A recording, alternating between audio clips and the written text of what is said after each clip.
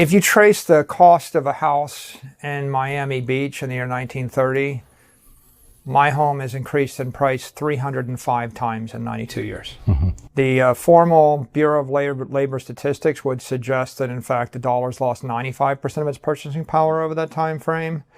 But the truth is, 305x means the dollar's lost 99.7% of its purchasing power over that time frame. The implied asset inflation rate then is about 6.5% to 7% a year for 100 years. Safedine and the Bitcoin Standard estimated that the U.S. currency and the European currencies pegged to it have lost about 7% of their purchasing power a year, or expanded at 7% a year for the last 50 years, right, since Nixon went off the gold standard. But if you look at the currencies in the developing world that are weaker, like in South America and Africa, they typically are losing power at double that rate, so 14%.